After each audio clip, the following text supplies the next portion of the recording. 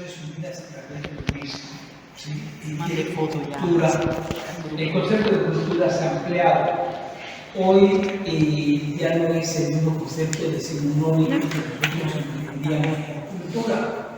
Antes había hasta aquello de decir fulano de tal es un hombre muy culto, ¿no? Hoy se entiende que nadie es más culto porque tiene diferente información. Bueno, en cultura entra la gastronomía, la tradición, el folclore, entra una serie de cosas infinitas, ¿sí? Es el resultante de un conocimiento generalizado. Eso es la cultura hoy por hoy, ¿no? Los museos, como producto de la cultura, también se han diversificado, y los centros culturales. Hay museos de todo. Yo podía hablar, por ejemplo, de la Ciudad de México. Hay un museo, por ejemplo, del chocolate. Hay un museo del objeto, que colecciona objetos, ¿no? Y hace exposiciones, por ejemplo, de los estuches de maquillaje de los años 50, ¿no? Uno diría que tiene que ver, bueno, es parte de la cultura, ¿no? O de los sombreros, ¿no? Hay un museo de las plumas, hay un museo del juguete, hay un museo, los de arqueología, por supuesto, que son los reyes en México, ¿sí? Y los de etnografía, el Museo de Arte Moderno, el Museo de Arte Contemporáneo, las fototecas. Pero en este concepto de museo también entran otros aspectos como son las bibliotecas, ¿sí? Ya la definición se va ampliando y los jardines botánicos también son considerados hoy por hoy museos. Y bueno, este año, el día 18 de mayo se celebró el Día Internacional de los Museos, y ese Día Internacional de los Museos tenía dos conceptos que nosotros hemos ido trabajando a partir del MACAI desde hace 30 años. Uno que tiene que ver con la sustentabilidad y otro que tiene que ver con la educación. Un museo sabemos que es un viaje inmersivo, y hoy hay conceptos que ya se han agregado también, como la cultura de paz. Así como se fomenta el deporte como parte de la cultura de paz, se fomenta también las artes como parte del concepto de cultura de paz. Existen algunas, cambiaron, por ejemplo, en México antes había algo que eran las garantías individuales. Yo estudié Derecho, soy graduado de la UADY en Derecho y estudié Ciencias Sociales. Parecía que no tiene nada que ver con museos, pero bueno, sí tiene que ver con museos mucho de lo que se estudia en la carrera de Derecho. Hoy por hoy esas garantías individuales se convirtieron en derechos humanos, y el artículo 4 constitucional, que ya lo veremos más adelante, habla del derecho a la cultura, el acceso a la cultura.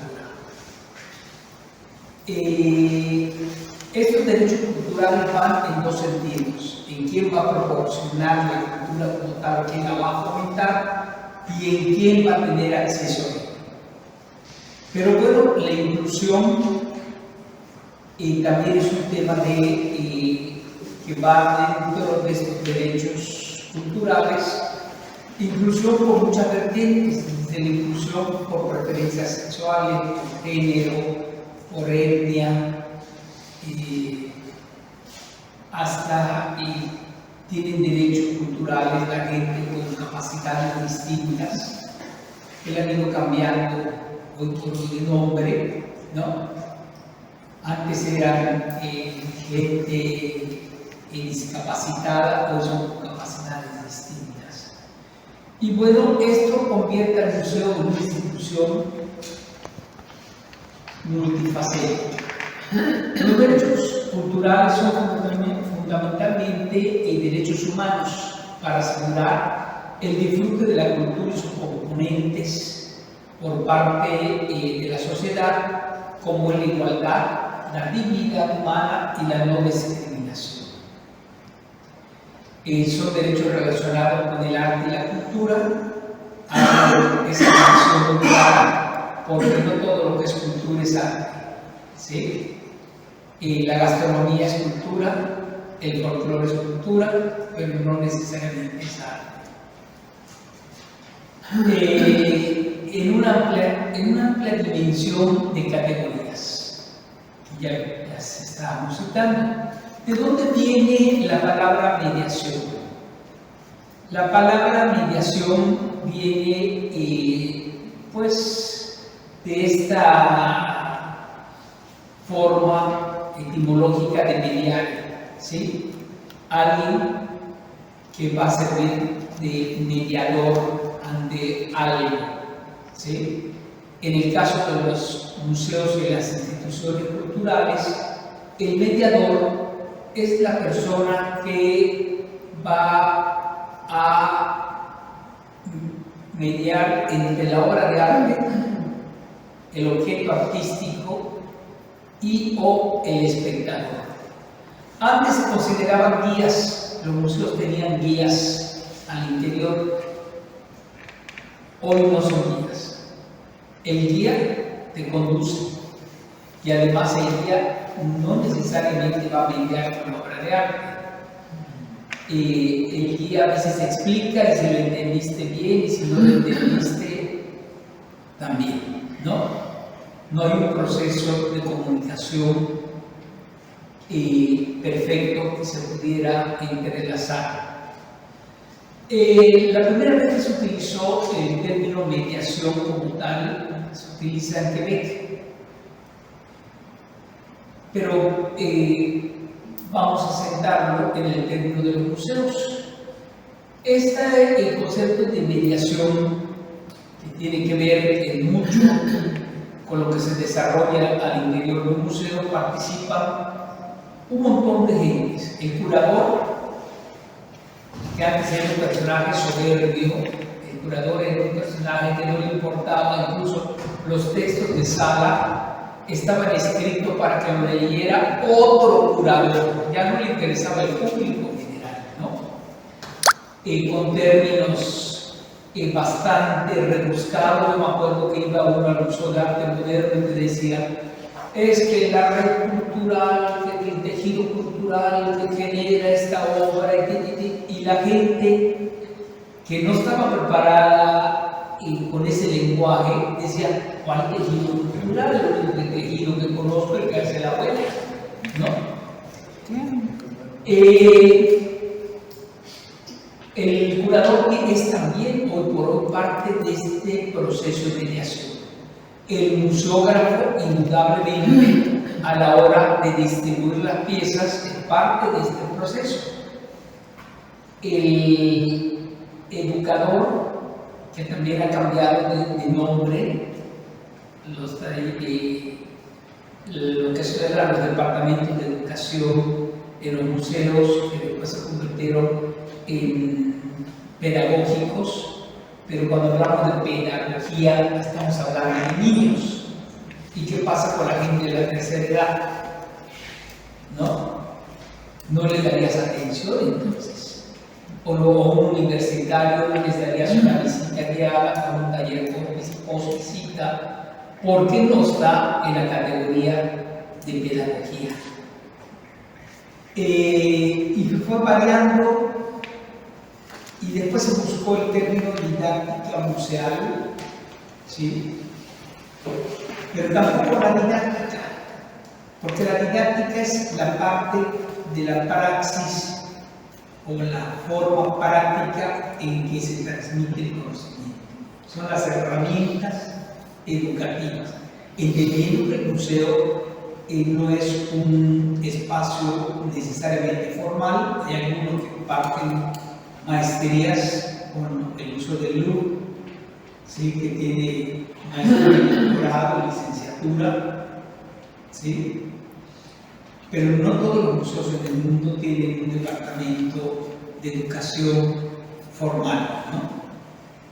Y bueno, el término más correcto de llamarle es el departamento de mediación. La mediación en la actualidad se sigue trabajando, aún no la hemos entendido, ni siquiera la gente que trabajamos al interior de los museos. La gente que hace los gráficos, yo conversaba hace un poco, que imprime esto, ¿no? Y le pregunté, ¿cuántas líneas pones en la cédula? La que usted me manda. No la que yo te mando, a mí me encanta escribir, te puedo mandar 200 líneas, vas a poner las 200 líneas, no hay quien las lea. No hay quien las lea. Tú tendrías que decir, son 20 líneas, son tantas palabras, con tantos espacios, y si la pongo así chiquitita, ¿quién las va a leer? ¿Sí?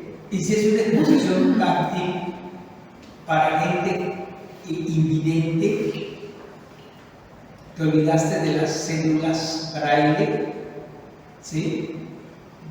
No hay quien lo mande. Entonces el tópico del tema de la mediación se sigue desarrollando y hay una serie de criterios. Hoy por hoy podemos buscar en la página de la Asociación Internacional de Museos, que nos rige a todos los que trabajamos en los museos, y ya se introdujo el término mediación. Y entendemos que no es un guía, que no es un profesor que está dando clases, que no es un curador, que no es un museógrafo. Todos en algún momento hacen trabajo de mediación desde diferentes formas, hasta el diseñador gráfico, ¿sí? Y así como han cambiado algunos conceptos. Por ejemplo, antes se le llamaba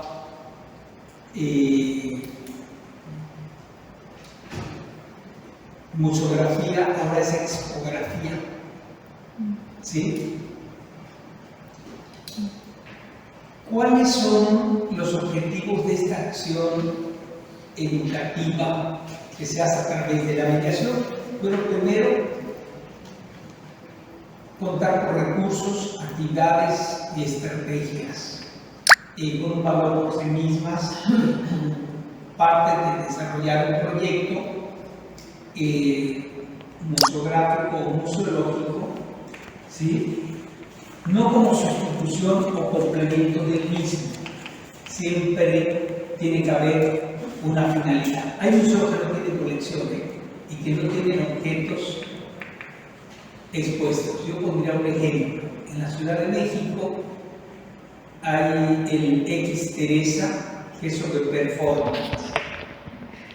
Y cuando sucede el performance, pues no existe el objeto como tal, existe la acción, ¿no? Pero la gente que va a mediar ante el público va a explicar antes de qué se trata el proyecto y después va a desarrollar el conversatorio, ¿sí?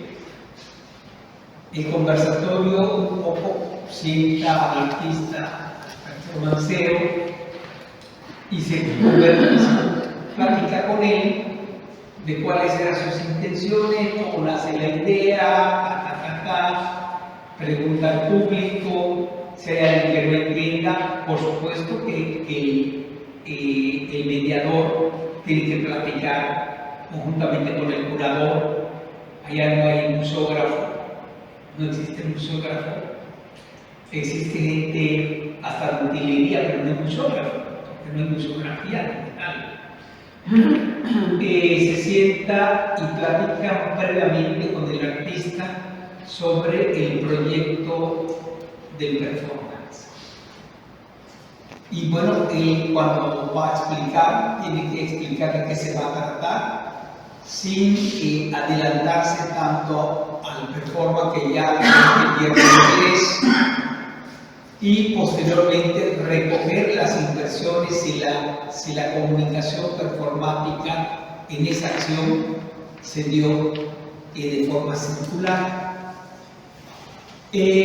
Por eso el mediador o los objetos de su acción educativa, bueno, es facilitar el aprendizaje activo en el visitante que participa en la construcción del conocimiento y vivencia del museo. Se hace un registro, sí se hace un registro del performance. ¿Sí? Sí se hace una explicación previa, a veces se han expuesto los proyectos de los performance, los registros fotográficos, qué es lo que queda al final, ¿no?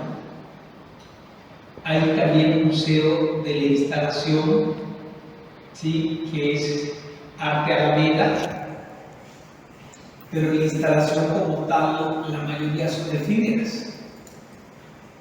Si tú te llevas un pedazo de la instalación, no te estás llevando la instalación. La mayoría de los objetos que se utilizan para la instalación son objetos que tienen un carácter funcional para ese evento, ¿no? Se convierte en un fetiche. Llevarte un ladrillo, por ejemplo. Yo me acuerdo de esas instalaciones, voy a revisar el arte cubano, aquellas instalaciones que hacía Belia, donde pintaba sobre la mampara y que era una pintura efímera y que ponía unos tabiques, ¿no? O que hacía que lo tuvieron aquí, ¿cómo se llama? Que hizo el muro de tabiques, el esposo de Danis,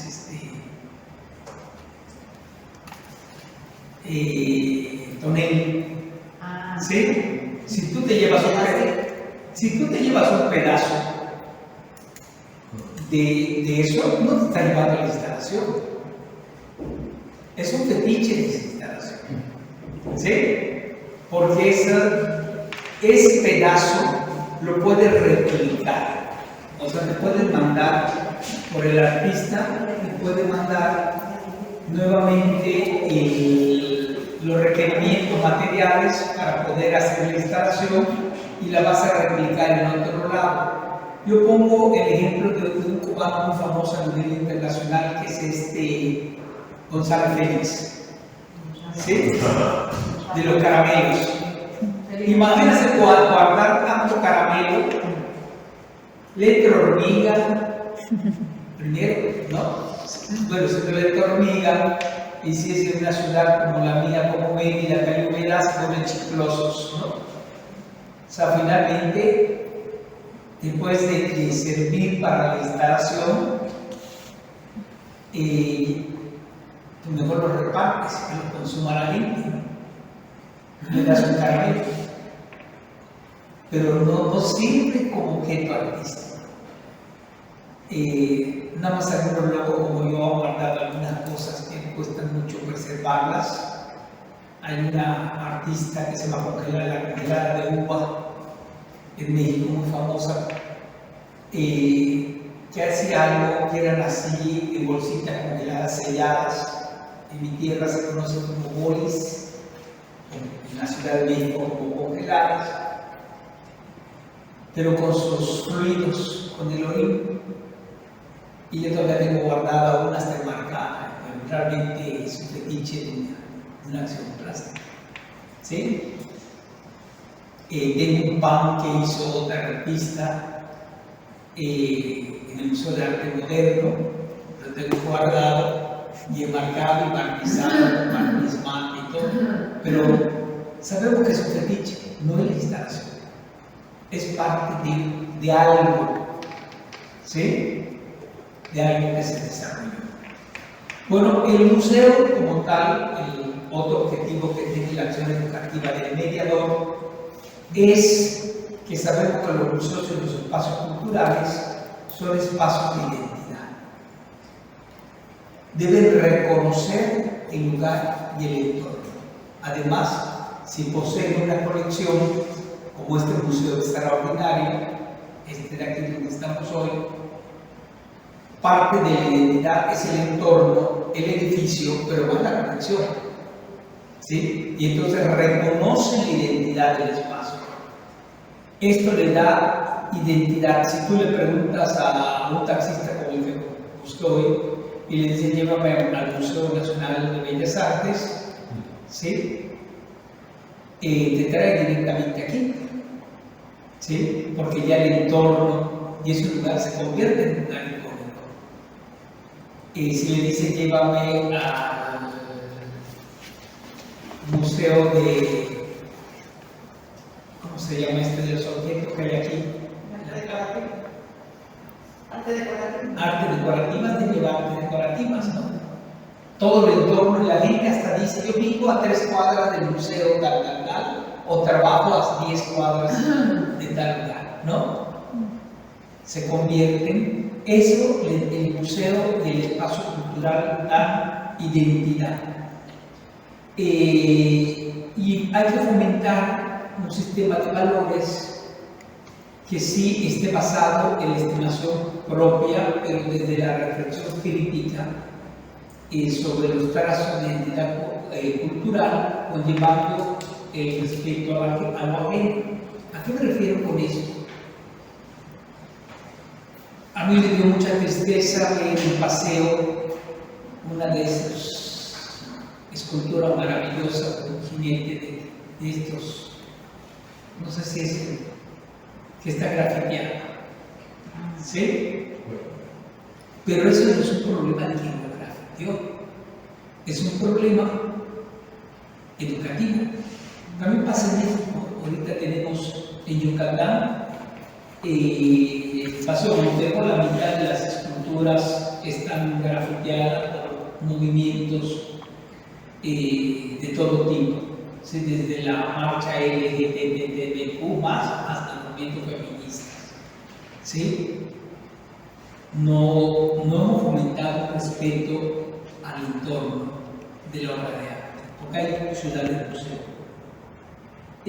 También queda lazo de comprensión e integración del contexto y sociocultural que estamos ubicados. Promover la igualdad y el respeto, eso es indudable una de las labores de mediador. El ejercicio ciudadano. Yo voy a poner un ejemplo. El museo donde yo trabajo no le cobra a los niños menores de 12 años, no le cobra a los discapacitados con capacidades distintas, no le cobra a la gente de la tercera edad, los estudiantes, es una cuota voluntaria, pueden depositar una monedita de $1 que es nada, o no depositar nada, ¿sí? Los yucatecos pagan 20 pesos, el turismo nacional 40 y el turismo extranjero 60 pesos, ¿sí? Claro, el ser ciudadano mexicano, el ser ciudadano del lugar, si no tienes una de las características de exención, paga solo 20 pesos. 20 pesos mexicanos son $1 aprox, ¿no? Si eres mexicano, pagas 30 pesos y si eres extranjero, 13 pesos. Los cursos son gratuitos. La visita guiada son gratuitas. La visita debe enfocarse en procurar los sentidos. Aquí lo que estamos viendo es una instalación, una exposición de Ana Cristina Mejía Rotero, que trabajó junto con Ricardo Ángeles un proyecto de cerámica y metal que era una exposición táctil para gente invidente, gente ciega, ¿sí? Pero también la podía recorrer gente no videntes, ¿saben? Podemos ver, o débiles visuales, aquello que tocó. Las cédulas eran grandes, había cédulas en braille, inclinadas, el recorrido tenía que permitir bastón, Claro, antes de ello le dices a la persona que va a recorrer la exposición que se quite los anillos, el reloj, todo lo que pueda dañar la pieza y la pueden tocar. ¿Sí? Son piezas hechas para originales. Hacíamos exposiciones con obra de arte y para tocar. Y bueno, sabemos que el juego es fundamental para el desarrollo educativo, para el aprendizaje. El hombre aprende jugando, siempre. El homo ludens, ¿no? Este desarrollo de capacidades, no solo motrices, sino además intelectuales, tiene que ver con eso de jugar. Cuando nosotros hacemos una visita guiada, dependiendo del tipo de público, la visita guiada del museo, a mí me toca darlas absolutamente todas, no sé si para mi suerte o para mi desgracia, ¿no? Pero yo podría decir que hay dos públicos que me encanta atender: la gente de primaria y la gente de la tercera edad. La gente de la tercera edad, porque va por un ímpetu singular al museo, son gente jubilada, únicamente puedo atender a una casa de ancianos de estos lugares de retiro, ¿sí? Y le dije, no le voy a pedir que se sienten en el suelo porque va a ser difícil que se levanten. Y se echaron a reír y dijeron, no, que no se va a levantar más usted. Todo el mundo, y lo pusimos en círculo y conversamos, ¿no? Cambiamos unas tarjetas en un juego, cada quien con una palabra vinculada con la exposición, lo que captó de la exposición podía ser nada más el nombre de una obra. Otros eran cosas emotivas, y después las revolvimos y las distribuimos, y otra gente leía la palabra y decía si esa palabra tenía que ver con algo que captó, ¿no?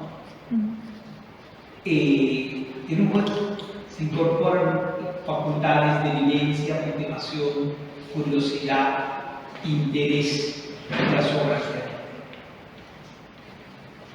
Eso es vital dentro de los procesos de dirección. ¿Cuáles? Vamos a evaluar las fortalezas educativas de nuestro museo. Las fortalezas y las debilidades. Vamos a empezar con las fortalezas. La singularidad de las propuestas. Las propuestas que sean atractivas. Yo tengo una crítica y una personal con el Instituto Nacional de Antropología e Historia en México, que ponen unas cédulas que nada más las leemos la gente que lo que quiere saber nosotros. Larguísimas, 80 líneas. ¿Quién va a leer 80 líneas? Si quisiera leer, te compras un libro de historia, ¿sí? No vas al museo. Y después te saturan todas las salas haciendo un barroquismo que ya no es absolutamente nada. Y después la colaboración y comunicación para la resolución de conflictos. En este caso tiene que ver con una fortaleza que tiene el Macay. Yo voy a poner un ejemplo. Está la página del Macay y estoy obligado a contestar todas las dudas de toda la gente. ¿Sí? Me la pasa Javi, que es auxiliar vigilante en mi conciencia, Javier, y yo la contesto, se la devuelvo a él la revisa, si está entendible, le pregunta a la gente qué edad tiene, para que podamos explicarlo de acuerdo a la edad, porque si pregunto niño como parte de una tarea, pues el lenguaje tiene que ser uno. Si te estás preguntando, está la respuesta ahí.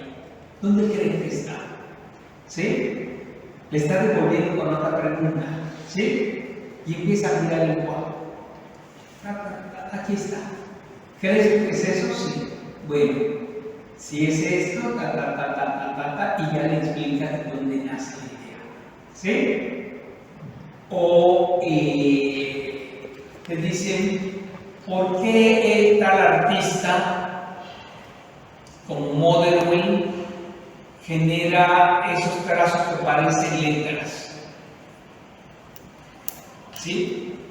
¿A ti te parecen letras? ¿Tú crees que son letras?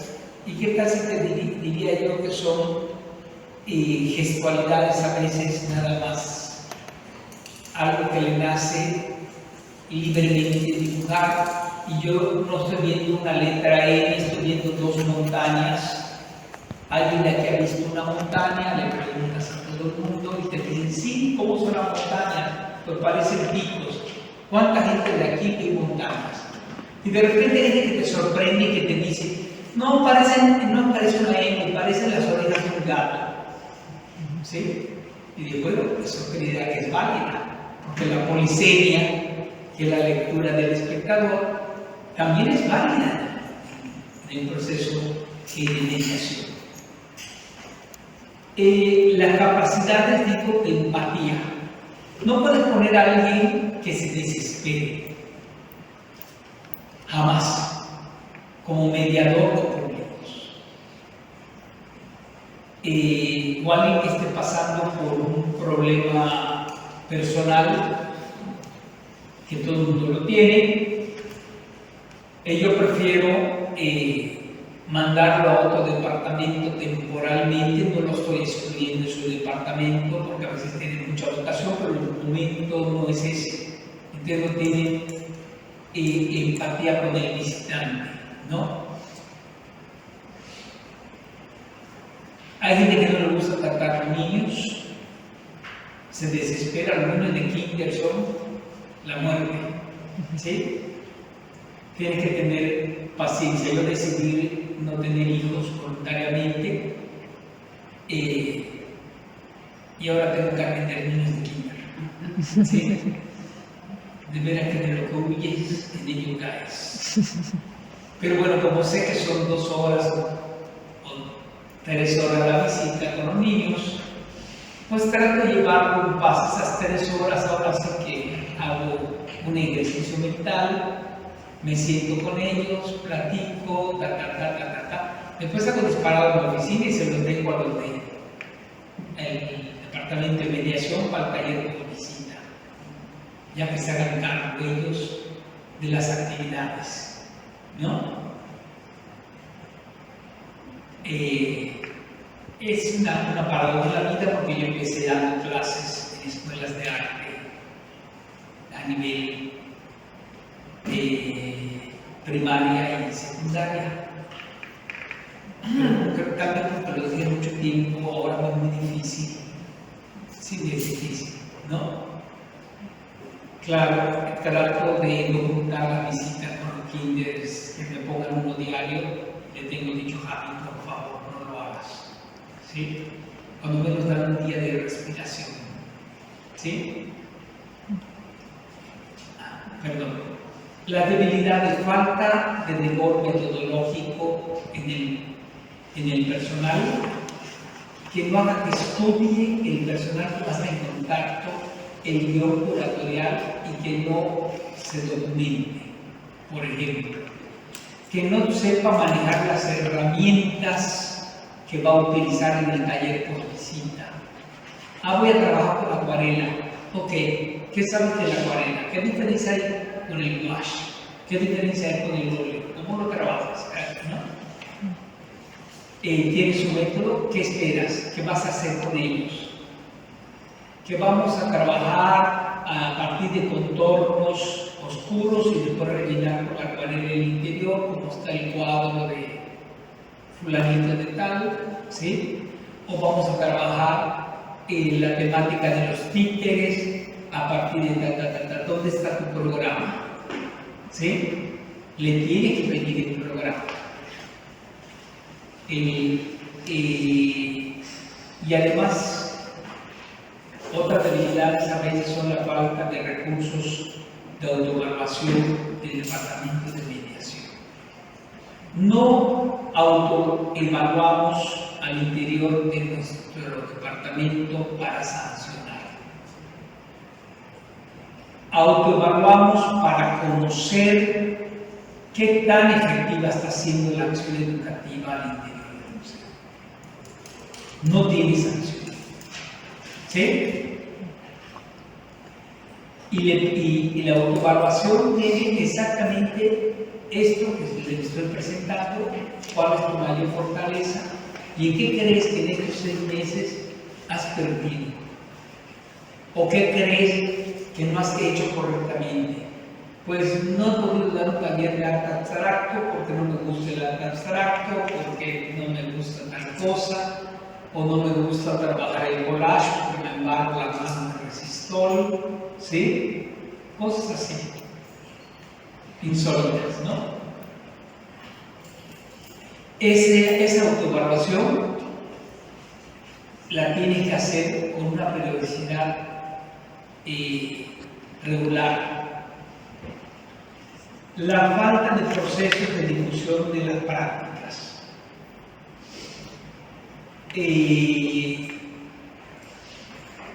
Tienes que difundir lo que se está haciendo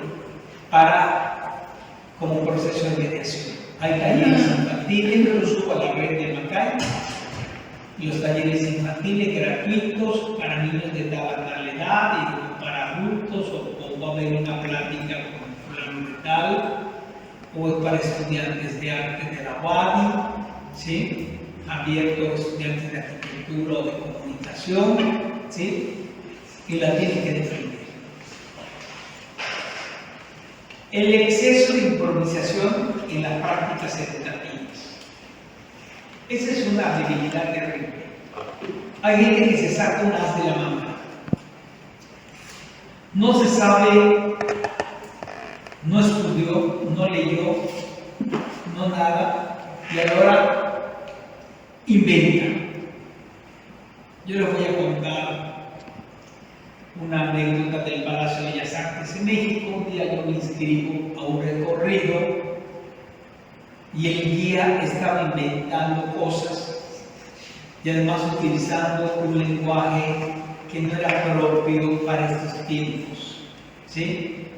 Por ejemplo, decía fulano de tal, que era maricón, por cierto. ¿Qué importa ser maricón o no maricón?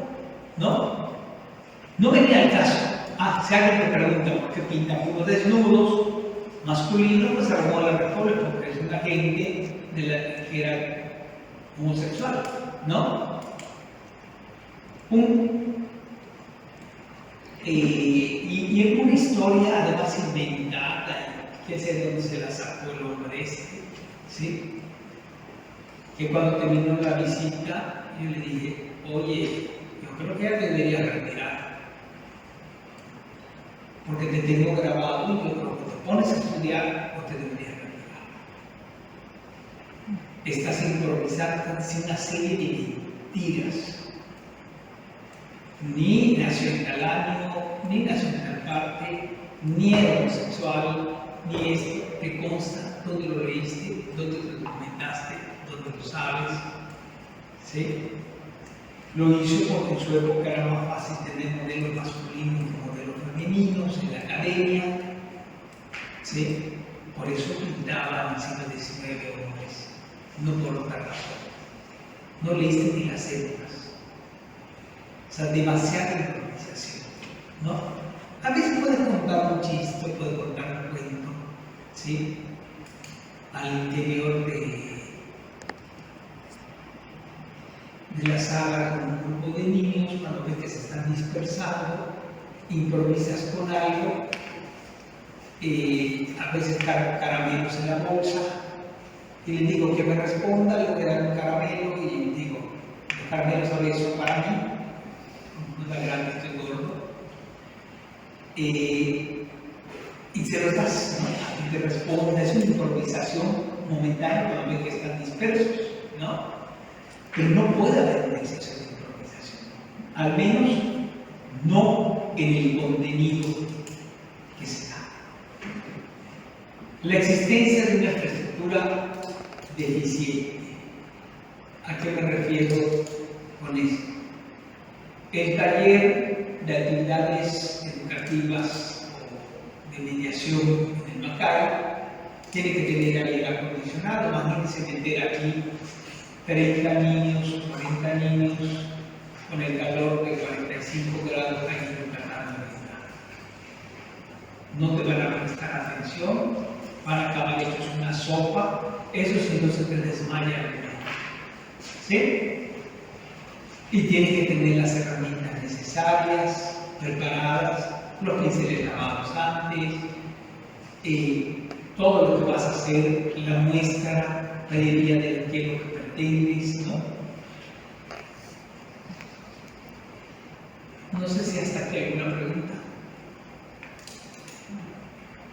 Bueno. Departamento de Servicios Educativos, Mediación. ¿Cuál es su objetivo de este departamento? Proporcionar servicio de calidad que refuerce la función pedagógica, ¿sí?, del museo a través de diversos programas, proyectos y actividades lúdicas y educativas con el objeto de facilitar el conocimiento y la apreciación por parte del público, ¿sí?, de los diversos bienes culturales exhibidos en el museo. Yo voy a poner un ejemplo. Ahorita tengo una exposición de Sonia de Lunay, o de Luní, ¿sí? Sonia de Luní fue pintora, hizo diseño, hizo la esposa de Lunay, de Luní. Y bueno, tengo una serie de emprendedores de época, tengo una máscara de seda de época. Si fueran señoras que no están vinculadas a la cultura, al arte, digamos, de visita, como estas señoras del retiro que fueron, ¿sí? Lo que más les gustó fue la máscara y los prendedores, los tres prendedores, ¿no? Y entonces vas a destacar la importancia, cómo vas a hacer el comparativo entre los prendedores y la mascada con la gráfica y con los dibujos de Sonia, ¿sí? Cómo utilizar la papeleta, cómo está el gallito en portugués, porque está gallito en portugués, tanto el emprendedor como la gráfica, ¿no? Vas vinculando, vas destacando. Las funciones del departamento educativas, esto se lo voy a dejar para que lo circule.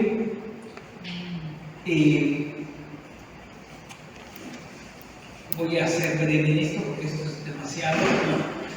Elaborar guiones didácticos, ¿sí?, para que el aprendizaje sea significativo, donde se diseñe y desarrollen actividades lúdicas o pedagógicas.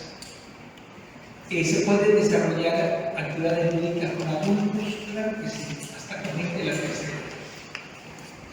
Eso depende de la creatividad de la gente que imparte el taller, ¿sí?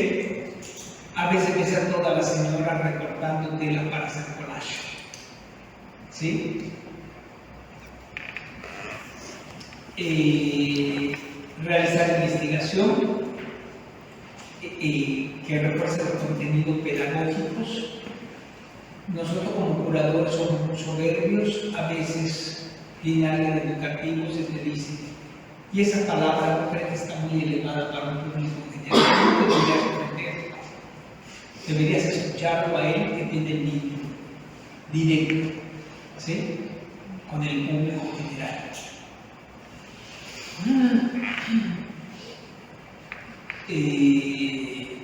Investigar toda la gente que imparte para mejorar tanto los procesos de mediación como para conocer lo que se exige.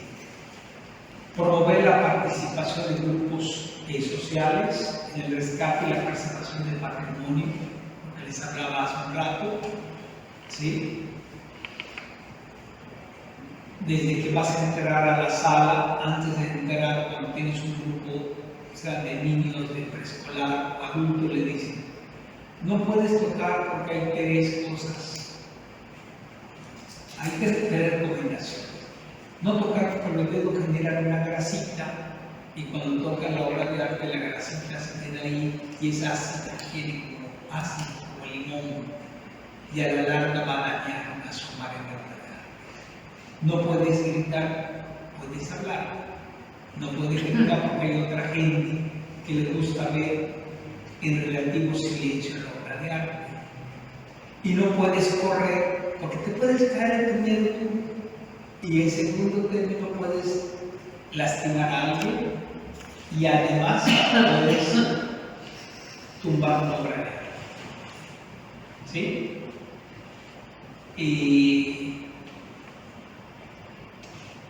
Pero si le dices, si la obra de arte tiene un valor, porque son insustituibles, todas son distintas, promuévese eso. La eficacia de los servicios del museo en eso consiste.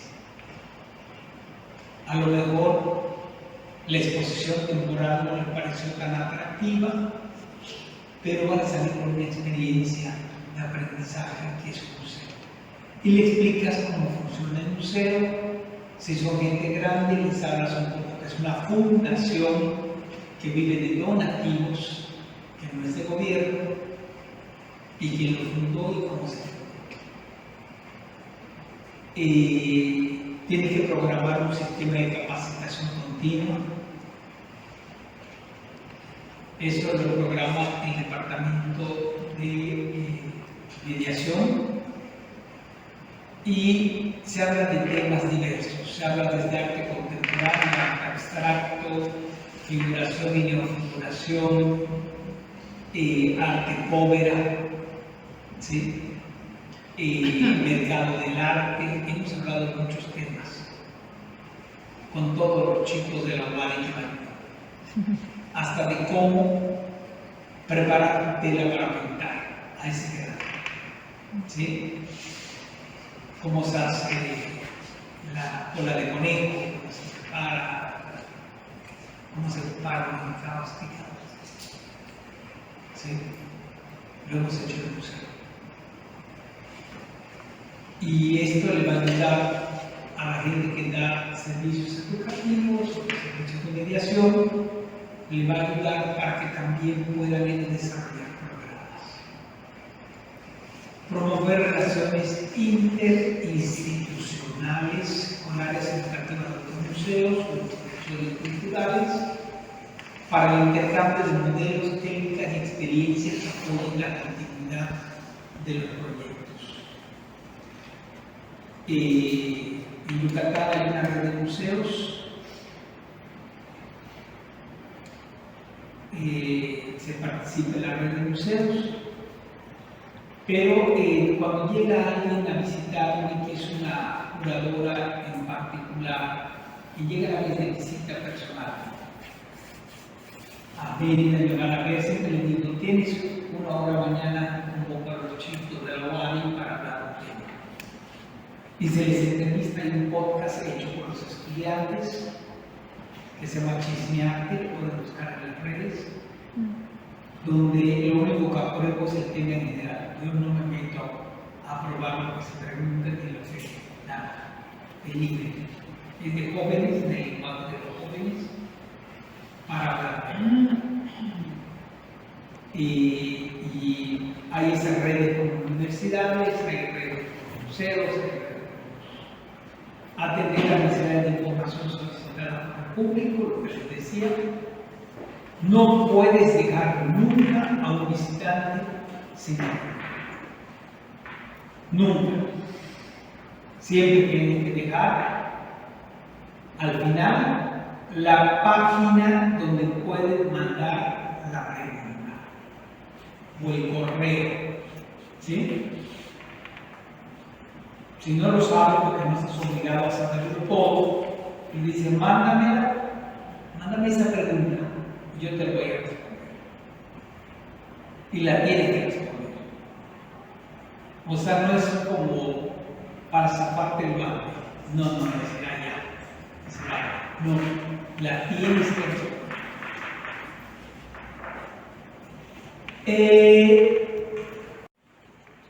Bueno, el modelo de dimensiones para evaluar el programa educativo del museo, primero son los objetivos, generar sensibilidad hacia el patrimonio,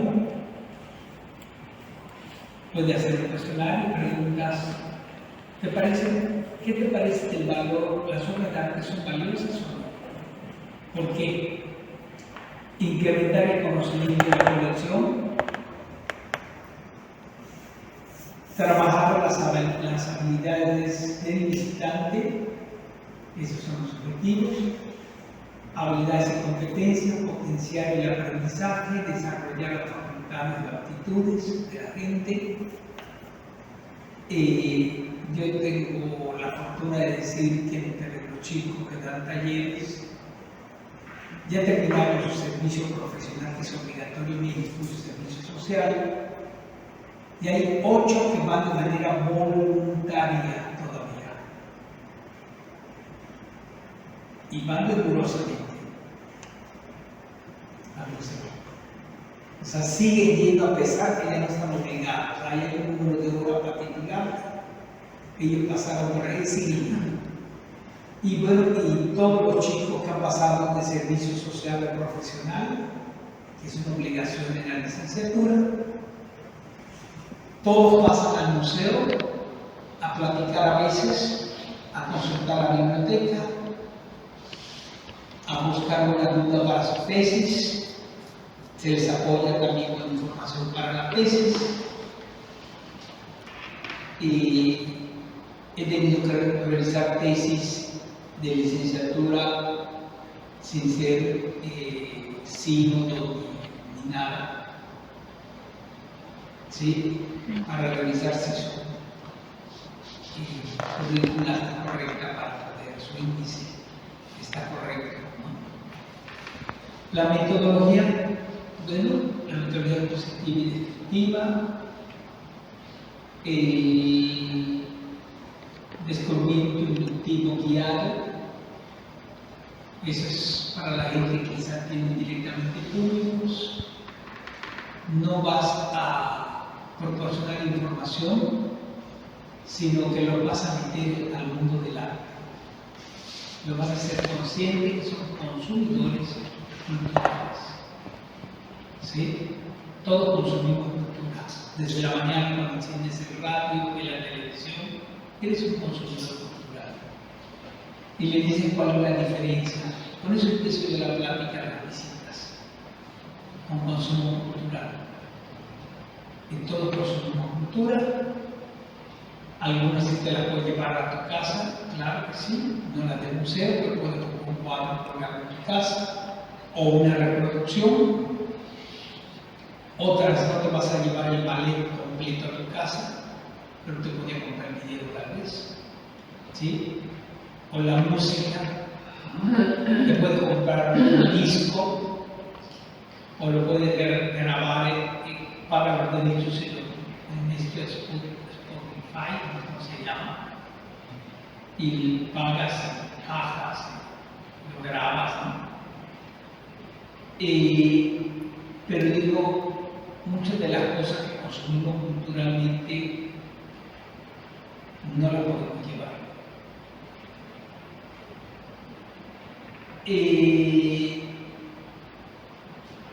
Después, las preguntas estructuradas, analíticas al público, que no nada más, ¿les gustó la muestra? Pues todos los niños van a decir, sí, porque no están en clases, ¿no? Tienen que hacer de acuerdo a la edad del público, ¿sí? ¿Qué exposición les pareció más interesante? ¿Por qué les pareció más interesante? En particular, ¿hay alguna obra que te haya llamado la atención? ¿Sí? Ese tipo de preguntas más analíticas. Y la experiencia basada en la polisemia. Si alguien del público te dice que a mí no me parece que sean páscoras, lo estoy viendo, me parece que son los vellos de un lobo, le dice, puede ser, ¿por qué no? Cada quien desde su frente de aprendizaje te va a dar una explicación distinta. Una gente de la construcción, por ejemplo, cuando vio la obra de Robert Motherwell, me decía que parecía varilla metálica doblada. ¿Por qué no? ¿Sí? Digo, a mí no, yo tengo entendido que es otra cosa, pero podría ser, si tú lo entiendes así y así te gusta verlo correcto. Esa es la principio. ¿Sí? La estrategia didáctica de comunicación tiene que ser bienes generadores de significados. El trabajos pro proyecto, ¿sí? A favor de un proyecto. El trabajo mediante centros de interés o estudio de casos también. Cuando hablas de algún artista en particular, analizas la obra de ese artista, analizas una obra en singular, cómo la produjo, analizas cuáles son las consecuencias. Yo le podría decir poco de García Ponce, el artista yucateco más famoso, como trabaja mucho arte povera, pues a veces he tenido que me traigan de la bodega un cuadro y les explico lo que va a costar a futuro, bueno, qué es lo que significó el cuadro, en qué época lo hizo, de dónde son sus referencias, pero también lo que va a costar mantener ese cuadro a futuro, con las restauraciones, porque tiene cartón, tiene plástico, tiene alfombra pegada, ¿no? Y que el trabajo que ha dado restaurarlo, el trabajo que ha dado, muestro fotos de cómo se restauró, cómo se encontró el cuadro y cómo se restauró. Y eso es interesante, pero también del inmueble a veces. Y bueno, la estrategia didáctica de comunicación, bienes cultural, generador de significados. La dramatización. Hay gente que utiliza la dramatización. Si tú tuvieras una exposición que va a hablar del siglo XVII y XVIII, a veces le pides a alguien de teatro en la Noche Blanca, que es un festival que se hace en Mérida, a lo mejor que se disfrace y que haga el recorrido en la sala vestido a la usanza, ¿no? Funciona. En la exposición de Leonora Carrington, que se hizo en una galería en la ciudad de Mérida, hubo una persona que se disfrazó como se vestía Leonora Carrington para hablar un poco de su vida, ¿sí? En primera persona, lo cual me parece extraordinariamente didáctico, ¿sí? Porque la gente entendía y decía, me casé y viví, tuve un hijo y fíjense que mi hijo Pablo y hace tal cosa y mi hijo Gabriel hace tal cosa y yo no sé dónde y me metieron al psiquiátrico porque decían que estaba loca, pero no estaba loca. Lo que pasa es que yo veía los fantasmas, ¿sí?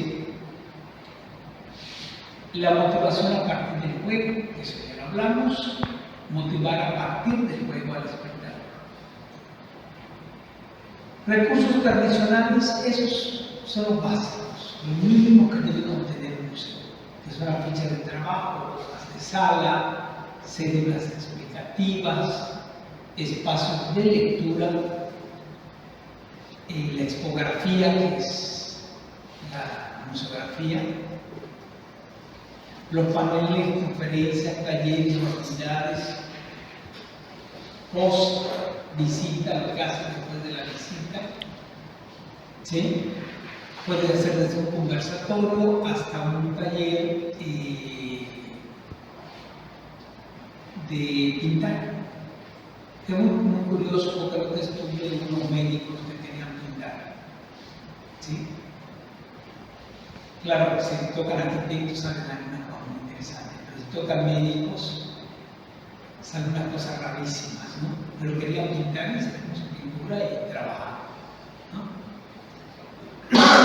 Las tecnologías, bueno, aquí sí están los códigos QR, que son esos cuadros que hasta los restaurantes tienen. Si te interesa más sobre esta obra de arte,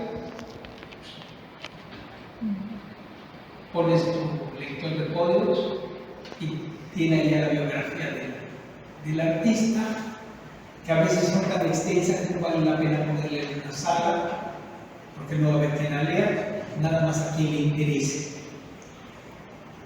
Está el Facebook, el podcast, tenemos Machismearte, donde conversamos con artistas, las simulaciones virtuales. Ahora también está el TikTok, que son estos pequeños videos, ¿sí?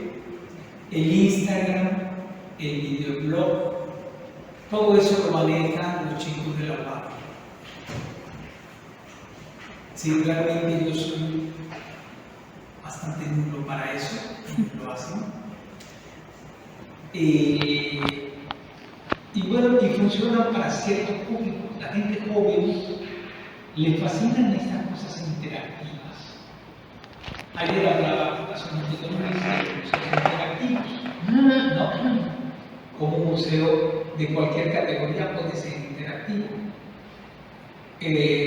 Yo pondría un ejemplo. Un museo de moda puede ser interactivo, sí. Te plantas y tomas tu foto y después aparece el vestido como a la usanza de tal año, 1950, ¿sí? Y puede ser hasta juguetón porque puedes poner allá como quieres aparecer vestido de mujer o hombre. Cómo veste a la mujer y aparece tu cara, el peinado de los 50, pero con cara de hombre, con bigote, ¿no? O eres una mujer y dices quiero parecer como vestían los aztecas, ¿no? Podría ser interesante. O puedes hacer como el Museo de la Muralla China, que va haciendo el recorrido de cómo se fue construyendo, qué pasaba en las provincias, ¿sí? O puedes hacer lo que el Museo de Oro en Colombia, que de repente te hace una sala, se oscurece la sala, empieza una narración y empiezan a iluminar determinados objetos de oro y te hacen como una historia, ¿no? O el luz y sonido de Chichén Itzá o Uxmal en Yucatán, ¿sí? Toda la cenefa de los castillos y que se va por el enano de Uxmal del castillo y así, ¿sí? Y se oyen los bailarines que vienen para la coronación y la risa de la hechicera, ¿no? Todo eso funciona. ¿Preguntas? Resulta el tipo de visita. A veces te dicen, son niños de preescolar, ya sabes que más de 30 minutos no lo vas a recorrer de 2 horas. No hay un niño de primero de preescolar que aguante 2 horas. Se desesperan, se cansan, se hartan. En el taller sí pueden descansar 3 horas separados, pero en el recorrido a las salas, elige la sala más vistosa. Planeas el taller con visita, la puerta al público, hablas de los materiales de apoyo, los horarios. Por ejemplo, yo nunca recomendaría personalmente un taller para niños fuera de la tarde, después de comer. Cuando lo que quieren los niños es dormir, ¿sí?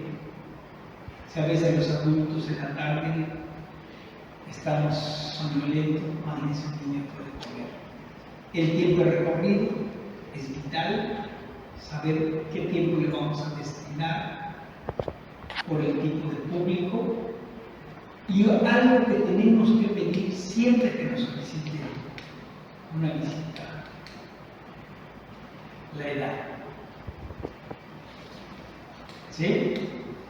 Porque si vas a hacer un recorrido con una gente que tiene 90 años, pues tampoco te vas a aventar 3 horas de pie con esa gente. Llega un momento que también se habla, igual que los niños.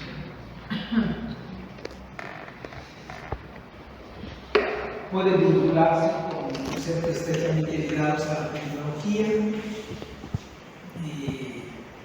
Hay recursos tecnológicos que se tienen herramientas, por ejemplo, los videomappings.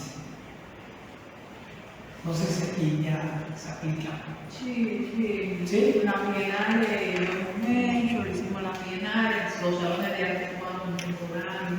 La fachada del Macay aplica el videomapping todos los viernes. Todos los viernes. Y bueno, y los sistemas de diálogo abierto, interlocución y visitante dentro del museo también.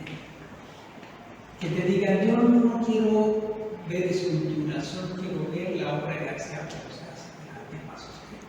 A eso no. El objetivo de la mediación es la apertura de intercambio de ideas e inclusión de experiencias directas. Y el recorrido era en el exterior, y después ya los captaba para que entraran. Algunas ideas para interactuar con el público, bueno, las visitas medianas, que pueden ser diarias, los domingos, noche de museo, estuvo la noche blanca en el museo. Ahorita, como están arreglando toda la plaza principal, nada más tuvimos 800 personas, pero como la anterior, Noche Blanca, tuvimos 2.500 en una noche. ¿Sí? Y yo no llevo el conteo para que no digan que no hay cifras alegres. ¿Sí? En la cifra. Los talleres, el museo itinerante. ¿A qué me refiero con esto? Ahorita tenemos en Playa del Carmen, en la quinta avenida de Playa del Carmen, que es un lugar muy turístico, unas esculturas de Macay existidas. ¿Sí? Y aparece la visita de Macay, ¿no? Tiene que tener la cédula, el rigor de una exposición, pero en la cara. Y los recorridos urbanos por el entorno del museo, porque tiene que tener buenos nexos con la Casa del Montero, que es otro museo que está cerca, con el Palacio de la Música, que está cerca, y haces el recorrido del entorno, y a veces te acompaña gente de los otros museos, o a veces habla con la gente de la Casa de Montero, que cuando llegas a la puerta, ellos empiezan su explicación. ¿Sí? Después lo recoges y lo llevas a otro lado. Y las jornadas y conferencias son vitales, por la parte académica. Y las visitas y talleres por visita. Los cursos.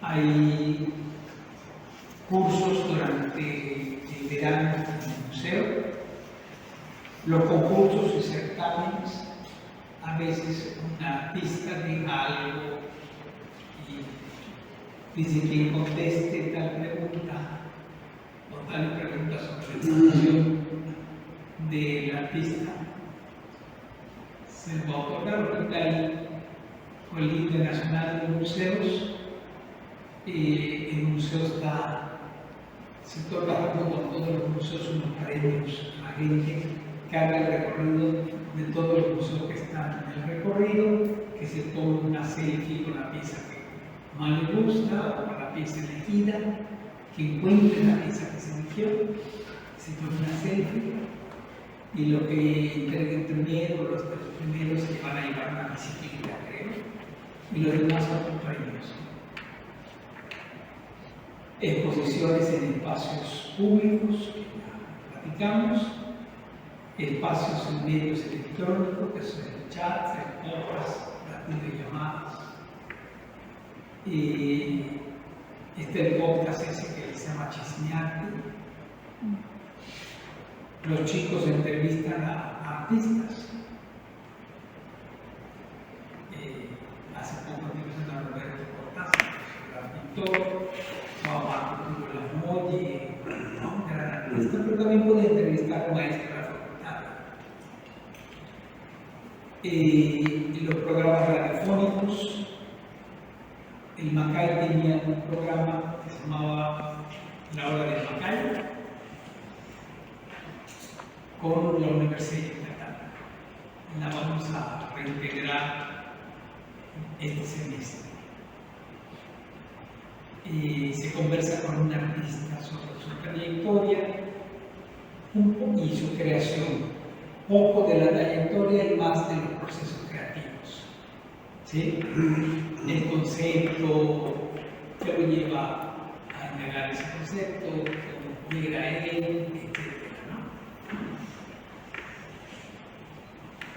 etc. La mediación debe pensarse como un componente de estrategia del museo relacionada con la educación y la comunicación, promover el papel social inclusivo de instituciones. Esta fue una exposición que hablaba sobre estas cuestiones de la iglesia en Roma, de estos maquinarias en hombros, que se llaman máquinas en hombros, que son unas cosas grandísimas que cargan en algunas zonas, que aún en Guatemala lo hacen, que parecen designificaciones, ¿no? Creo que hubo un escándalo hace como un año que colgaban a un niño en algo que es el riesgo, pero es parte de la creación. Y bueno, pues se los dejo, ¿sí? Y son lo que yo recomendaría para cada uno de los grupos distintos a los cuales va dirigido tu taller o tu visita, a los niños escolar y educación básica, a los adolescentes, al grupo familiar, a los mayores, a los visitantes con problemas afectivos, a los invidentes de visuales, a la gente con capacidad cognitiva, por ejemplo, la gente con síndrome de Down, también le damos a nosotros, o también le damos a gente que tiene problemas, algo que llamamos APOC, ¿no? O gente que tienen, ¿cómo se llama? Que está tan de moda, que no soportan olores, autistas, ¿sí? Tenemos una psicóloga en el museo, Anita, trabaja en el departamento de administrativo, pero es especialista en autismo.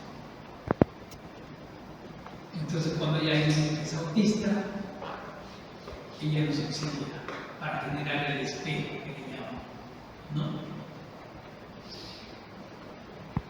Bueno, los objetivos de la mediación: generar discusión sobre educación, comunicación y cuestiones interculturales de género, aproximar la función del museo a sus objetos artísticos y públicos, provocar el estudio y conocimiento del arte, vincular a los jóvenes a la creación artística a través de experiencias significativas, no necesariamente a las artes visuales.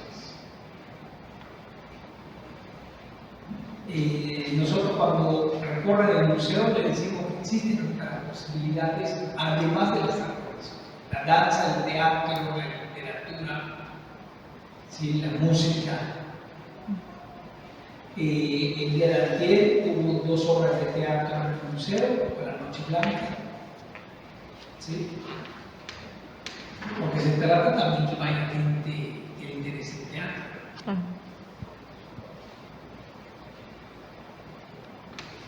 ¿Qué es el bono? Se refiere a establecer un vínculo con relación de cercanía entre una empresa y un tercero, lo cual se puede aplicar en el museo porque el museo es una institución museística, ¿sí? Que se sustituye al museo, a la empresa por el museo y al cliente por el visitante, ¿sí? Esta relación de cercanía. Esta relación de cercanía, e incluso hay gente que te dice, a mí me gustaría que usted me invitara a las inauguraciones. Apunta su correo electrónico y cuando vas a inaugurar algo, le mandas la invitación. ¿Sí? O a mí me gustaría poder colaborar viniendo aquí, maestra de preescolar, ¿por qué no? Estoy jubilada. O a mí me gustaría poder dando un taller de inteligencia emocional a través del arte, ¿por qué no? En la Ciudad de México hubo una gente que me pidió hacer una cata de vinos con obra que fueran puros bodegones, puros de este género pictórico bodegón, que incluyera el vino, hacer el recorrido y después hacer la cata. ¿Por qué no? ¿Sí? La cata en 3 tiempos, etc. Comunicación afectiva,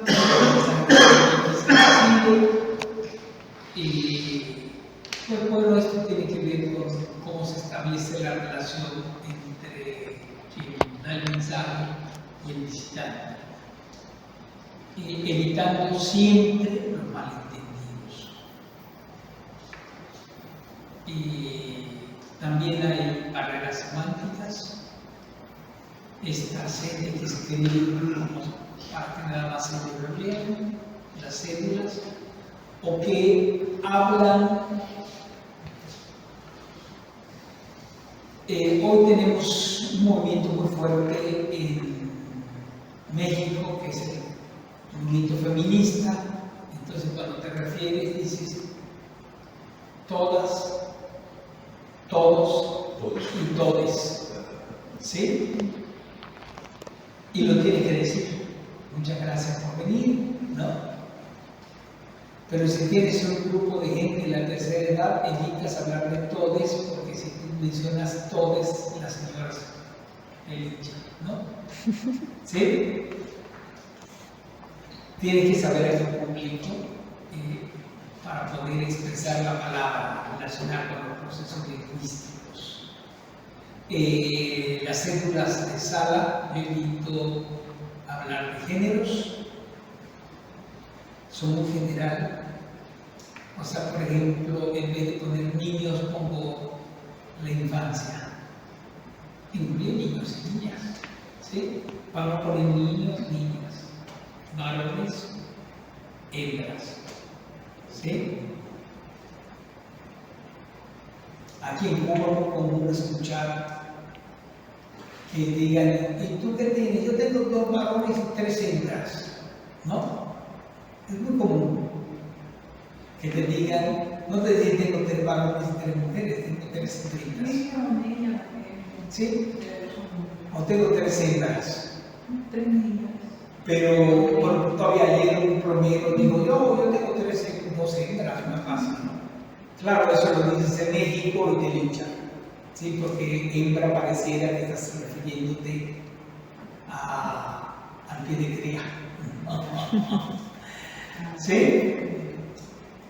Entonces, eso es una barrera semántica que evita el proceso de comunicación para la gente que hacemos proyectos de comunicación. El ruido y la retroalimentación se trata de cualquier fenómeno que interfiere con el proceso comunicativo o modifique el mensaje. Ese es el ruido. Yo voy a poner un ejemplo de ello.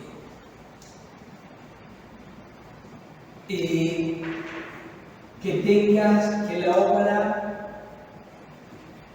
que estás exhibiendo sea minimalista y la expografía sea brillante y la gente ya no va a ver la obra, va a ver la museografía. ¿Sí? Hay un ruido visual o cuando saturas una sala que todo el mundo sabe sentir algo. Pero también puede ser lo que sucede en ti. ¿Sí?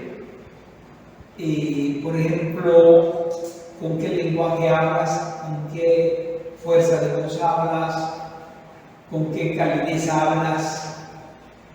A veces te dicen, ay, está molesto, parece que está regañando. ¿No?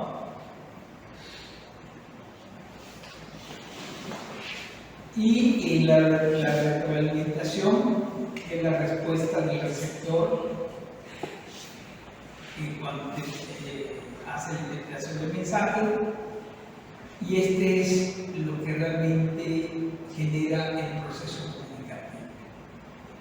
comunicativo. No podemos tener al artista parado frente a la obra de arte para que nos responda. Todo proceso de exhibición es un proceso de comunicación.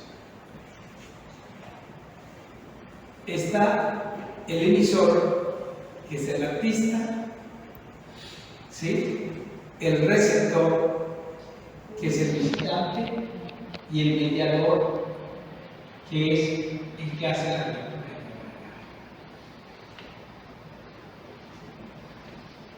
Pero todo lo podemos entender de manera distinta. Por ejemplo, hay algunos curadores que hacen poesía de las obras de arte, por no podrá seguramente contar, ¿no? Hay gente que le pides un texto para una exposición, y quién sabe cómo se inventa cosas que tú dirías, ¿dónde lo sacó? ¿No? Son textos que no tienen nada que ver hacer poesía con ello. La educación activa, bueno, que es la educación que es del museo. Por ejemplo, aquí la gente de la tercera edad, ¿sí?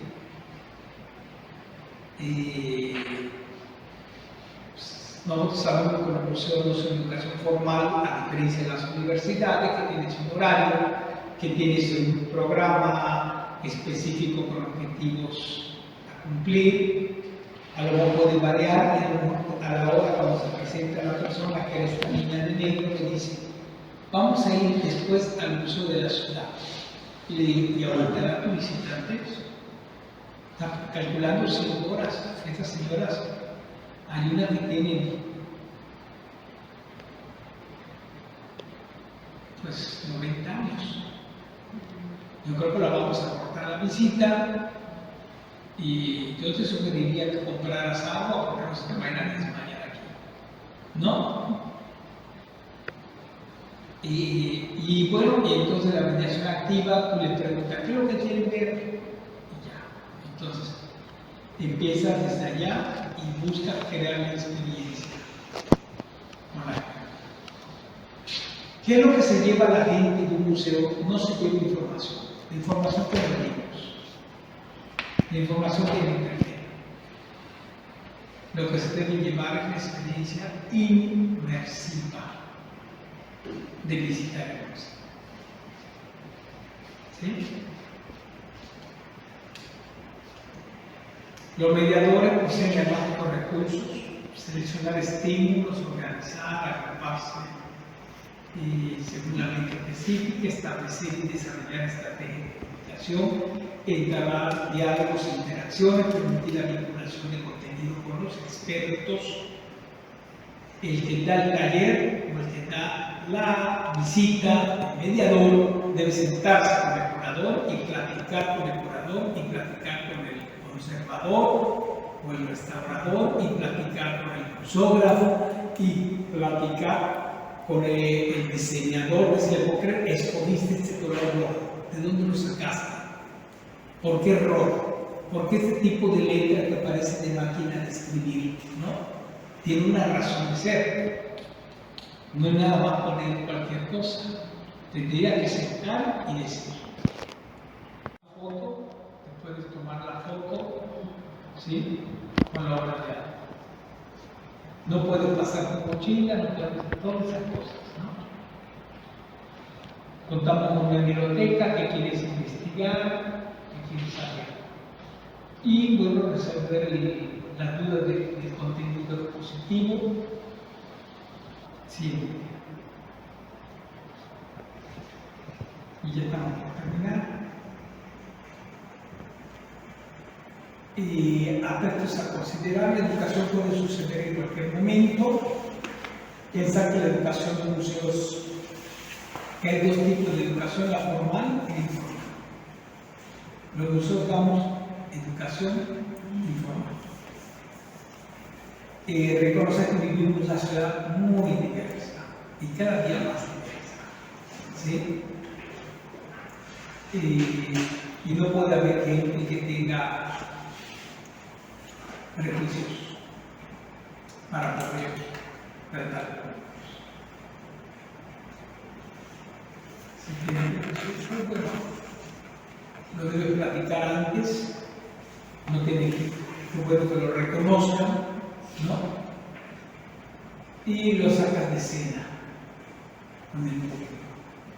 Porque yo conversaba con mis oyentes que en algún momento tenía gente que daba talleres y que eran había una persona que iba vestida de mujer.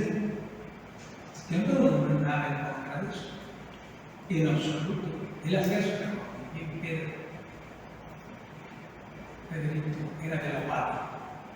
Y ahora tengo chicos que dan talleres, tengo más de 20, pero hay 3 que son abiertamente gays y hay 2 niñas gays también. ¿Sí? ¿Y cuál es el problema? ¿Sí? No tengo ningún problema en absoluto.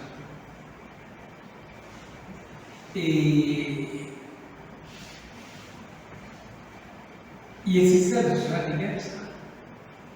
Yo me acuerdo cuando empezó este programa, dijeron de que se había algo así como indígenas en los talleres, no sé qué, algo.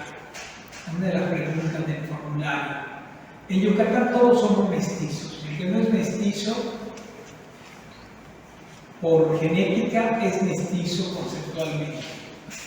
Comemos tortilla, comemos frijol con puerco, comemos el mupipollo. Bueno, lo más famoso que hay en la Ciudad de México es una torta que llaman guajolota, que es un bolillo que se le mete un tamal frito y se cierra. ¿Sí? Es el mejor mestizaje, el gastronómico, ¿no? Pero conceptualmente somos mestizos. Reconocernos como una sociedad de mestizajes,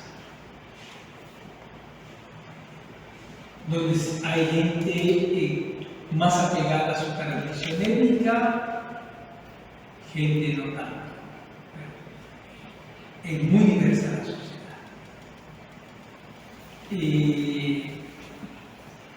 Los protagonistas de una visita son los visitantes. No es el curador, no es el vendedor, no es el museógrafo. E incluso no lo es el artista. Es el visitante.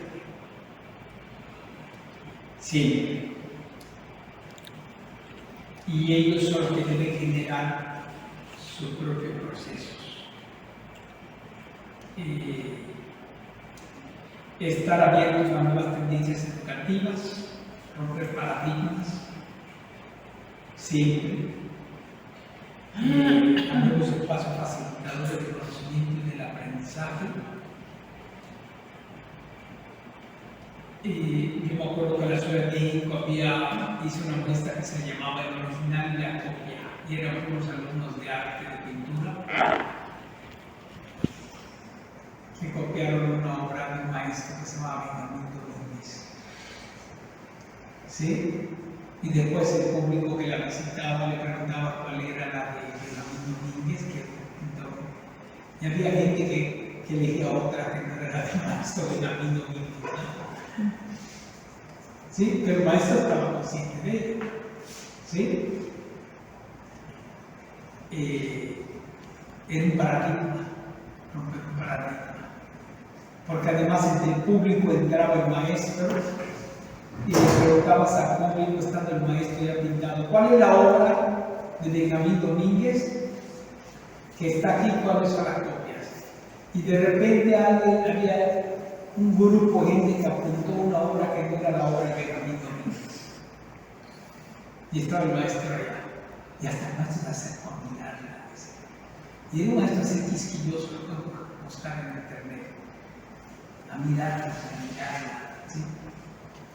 Y digo, ¿qué pintada este hombre me superó? ¿Sí? Es romper un paradigma. Puede romper paradigmas de muchas formas. Y bueno, y trabajar, como ya dije, basados en proyectos. Hay que desarrollar un sistema de evaluación y autoevaluación siempre. No solo lo que yo veo como jefe, sino lo que ustedes ven de ustedes mismos, de su trabajo, cuando están frente a público, o están generando, decir, llego tarde, voy a tratar de llegar 10 minutos antes, porque llego tarde, porque no pasen casa temprano, porque etcétera. ¿No? Empiezas a evaluar. ¿Qué no hago bien? No llevo una agenda, no soy riguroso de agenda. No tiene, y además el proceso de evaluación siempre se tiene que hacer, no solo la autoevaluación. La autoevaluación es sana, es como una escapata. Cuando dices, mea culpa. Y también hacer encuestas múltiples al público, donde se va a medir no el número de visitantes, sino vamos a medir los procesos. ¿Qué te pareció el museo? ¿Qué crees que le falta al museo? Sin miedo, ¿qué crees que le falta al museo para mejorar? ¿Cómo crees que la gente que da los talleres puede mejorar? ¿Crees tú que el espacio es adecuado para el museo? O sea, ese tipo de cosas tienen que hacer. No hay que tener miedo. Y bueno, no sé si hay break. ¿O seguimos? Son las 11:18. Es hasta las 12. ¿Qué? Es hasta las 12. No sé si quieres dar 5 minutos o seguir. 5 minutos y sí. Somos copartícipes de muchos de los proyectos educativos, talleres, charlas, conversatorios, temas de discusión, revisión de tesis, en muchas cosas. En el mundo hay muchos museos que son parte del proceso educativo formal. Yo siempre hablo de Louvre, tal vez porque, bueno, yo tuve una gran maestra, Ana Ortiz, que hizo su maestría y su doctorado en Louvre. ¿Sí? Ella es especialista en arte flamenco. Saben que yo no solo la quiero mucho, sino la admiro. Y creo que ese proceso me llevó a entender que los museos tienen que ser espacios vivos para la educación. Deben adherirse a otra vertiente, dejar de ser contemplativos y ser participativos de lo que sucede. La idea original del Macay, antes de esta lucha que ando sosteniendo, era que hubiera una aula dedicada a la anatomía, incluso donar mi biblioteca, porque es una biblioteca con 6 toneladas y media de libros de artes visuales, y donar mi colección de gráfica, que son más piezas, a la UADI, para que funcionara de manera mixta. O sea, generar un museo donde se impartiera clases. No solo fuera un espacio físico. Los ámbitos del museo, bueno, sabemos que hay muchos ámbitos del museo. El primero es el educativo, el científico, el social y el político. Cuando yo digo ámbitos, ¿en qué impacta el museo en la sociedad? ¿Impacta en la educación? Claro, por supuesto. No podemos concebir hoy una sociedad contemporánea sin la necesidad de revisar su patrimonio. Científico, porque hay museos científicos, hay museos científicos a todos los niveles. En México hay unos museos científicos dedicados a niños, como está el Tronco, el Papalote, el Museo del Desierto. En Yucatán hay uno que es del meteorito, que se cree que cayó el meteorito que extinguió a los árboles por allá, en Sierra Yucatán, cerca de Mérida. O sea, sí hay museos científicos y sí puede impactar en la ciencia, porque los museos deberían, además, hablar de los nuevos hallazgos en todos los campos.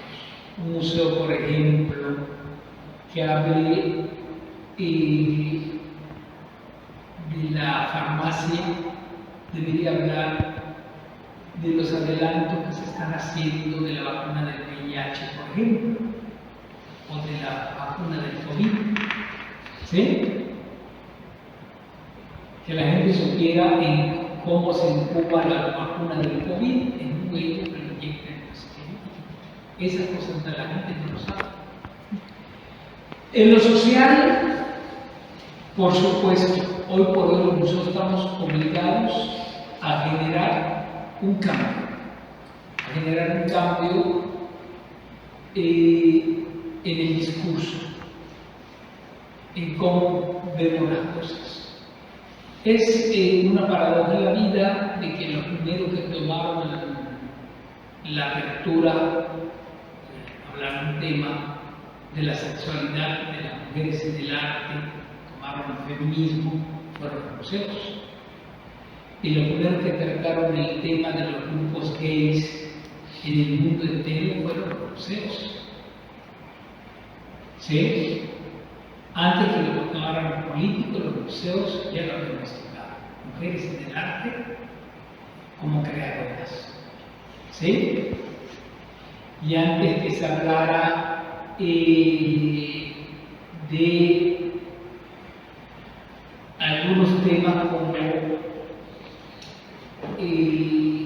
la cuestión de la identidad, ya lo habían tocado los museos con esta famosa performancera que superaba. ¿Sí? ¿Sí? ¿Sí? Francesa, que superaba. O sea, ya estábamos adelantados. Somos los museos sin un cambio en la vida social. Y hablamos de ello. Y a veces nos adelantamos tanto que la gente se asombra o se asusta. Y en lo político, bueno, todo museo siempre, aún en los sistemas más rigurosos, se habla de libertad, la libertad creativa, se habla de ciudadanía. Aquí hay una pieza expuesta no hace mucho sobre el bloqueo de Tonel, que me pareció muy buena, maravillosa. ¿Sí? O sea, finalmente estás hablando de temas políticos. ¿Sí? Pero también hablas a veces de temas que incomodan también a la gobernabilidad, ¿no? Vamos a hablar, hay una generación rusa que se llama la generación Bulldozer, en este grupo de artistas que fueron empujados por esos inmensos tractores Bulldozer hacia el río y hacen una muestra sobre ¿sí? La generación entonces que es el South Art, como el Pop Art de los rusos, ¿no? Y hablan de ello. Pero también se ha hablado de algunas transgresiones que han cambiado el pensamiento político.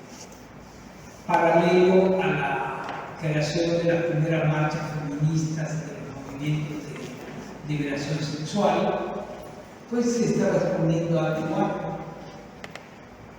en un museo, ¿sí? Y estaba hablando de identidad, estaba hablando de cosas que hoy por hoy todavía siguen siendo innovadoras para muchos.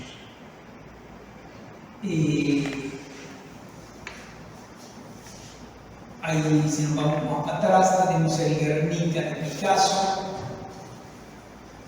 que estaba hablando de política, es un cuadro netamente político, habla del fascismo, del poder, la jota, la brutalidad de la guerra, ¿no?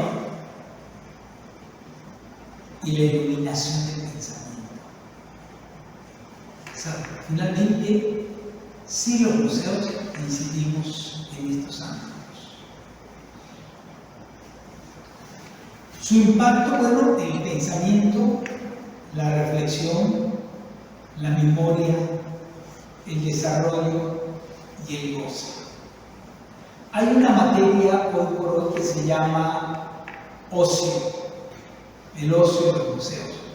Cuando uno era niño te decía, el niño debe de estar ocioso, era que no estabas haciendo nada, ¿no? Hoy se estudia el ocio, que es el empleo del tiempo libre, que es el goce. El desarrollo, pues bueno, los museos empiezan a cuestionar también muchas cosas que se quedaron pendientes y empiezan a hablar de la gentrificación y la deforestación y empiezan a hablar de la protección animal, ¿no? Ahorita hay un escándalo en México, en el Museo Tamayo, se lo pueden buscar en internet, por la exhibición de unos perros vivos,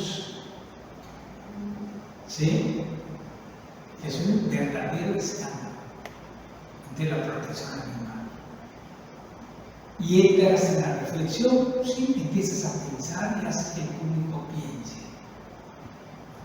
El pensamiento, cambio del pensamiento global que nos da identidad.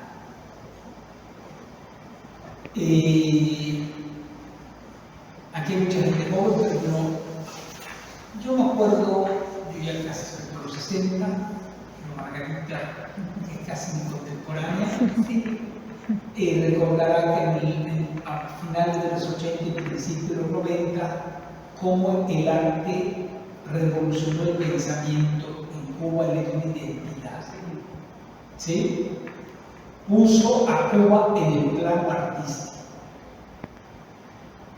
Y yo creo que fue una gran generación con Bedia, Volumen 1 del 81. Estaba Arte Calle, ¿sí? Estaban todos esos grupos que cuestionaron y generaron, hicieron, movieron el tapete del pensamiento. ¿Sí? Se habló de la no censura, se habló de muchas cosas, como también en México. Estaba pasando a nivel global. Teníamos artistas en México, como Julio Galán, o como Naúm Becerril, que estaba hablando de la paridad de género, y estaba hablando también de las parejas no convencionales, ¿no? Que ahora ya está legislado, pero fue a través de nosotros. Nació en el 56 como ¿Sí? lo que estábamos hablando ahorita de El Museo de la Educación, bueno, yo creo que educar a nivel superior es muy complejo porque tiene que haber academia, que es el rigor. ¿Sí? Cuando hablamos de hay maestrías en producción artística, pues cuando nosotros hablamos de academia entendemos que debe haber un mejor manejo de la técnica, pero también en investigación, que es el conocimiento, y la técnica como tal, ¿no? Investigar la metodología y la aplicación, que eso le ha faltado al arte a nivel global en esta última década. Creo que ya los artistas no investigan porque piensan que las redes solucionan en mucho todo, ¿no? Pareciera que el gran curador se llama Wikipedia, ¿sí? Y ya no se produce crítica,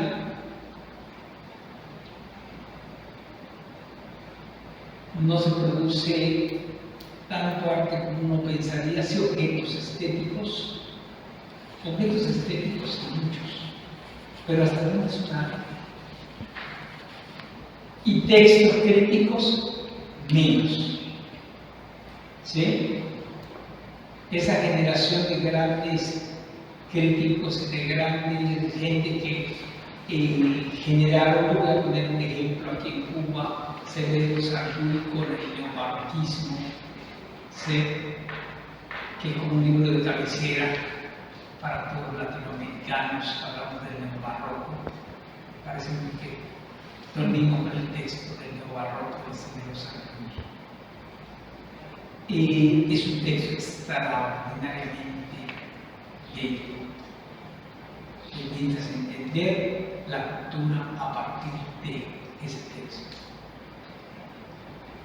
Y bueno, también el museo a nivel superior debe cambiar muchas certezas y debe cambiar la idea de la mediación. O sea, en la idea de ya no ser guía, que la mediación abarca todo, que la museología como ciencia se ha estancado. Si ustedes buscan las ramas de la museología hoy por hoy, y la pueden buscar en la página del ICOM, yo le mandé una carta al ICOM, porque soy miembro del ICOM, le mandé una carta diciéndole que me parecía raro que todavía no metieran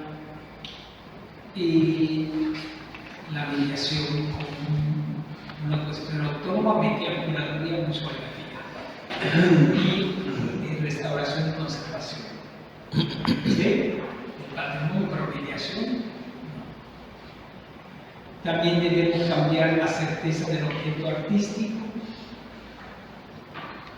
El mayor concepto, el mayor objeto artístico es el ser humano.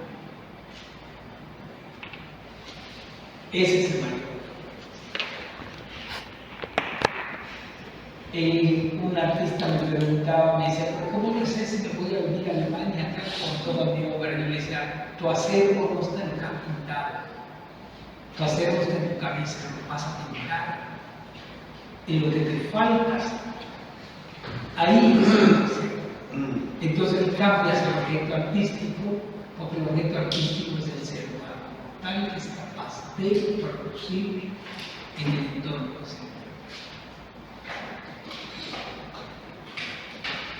La transdisciplina y la interdisciplina. La transdisciplina,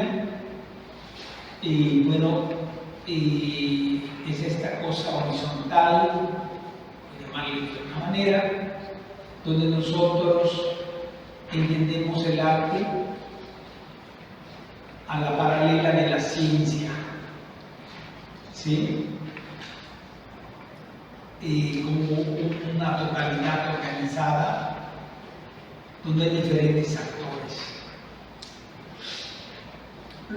Ahora que estuvimos en México y que realizamos algunos proyectos, la mayoría tenían que ver con transdisciplina o con interdisciplina en la Ciudad de México de las tesis de maestría y de doctorado, ¿no? Eran muy científicas. Y la interdisciplina, que es la cualidad de ser interdisciplinario, es decir, aquello que se lleva a cabo a partir de la puesta en práctica de varias disciplinas. Por ejemplo, el arte cibernético, el arte a través de las herramientas electrónicas, la proyección, el dibujo, por ejemplo, ya ha cambiado, ya la definición de dibujo, es ya una sucesión de puntos puestos en un plano, ¿sí? Y hoy por hoy puedes trazar un dibujo en una máquina con tu lápiz y ser proyectado a la pared. ¿Y quién te dice que no es dibujo? Es dibujo. ¿Sí? Efímero, pero dibujo. Y puedes ir retrabajando el dibujo. Estás trabajando con herramientas de la ciencia. Estás haciendo interdisciplina. Y bueno, y si además quieres producir el objeto artístico, podrías hoy por hoy hacer esa impresión en 3D, en una impresora en 3D, y te sale el dibujo ese en 3D. ¿Sí? Y si además quisieras poner en movimiento, pues te buscas a alguien que sepa de electrónica y que se mueva el dibujo de una manera u otra, y que tenga un chip que enciende no sé dónde, y el arte sonoro y que suene cercas, etc. ¿No? O sea, ya nada nos sorprende. El mediador, finalmente, el mediador es el que establece el puente entre nosotros y sus visitantes, ofrece diversas visiones de la conexión, adecuándola al verso público.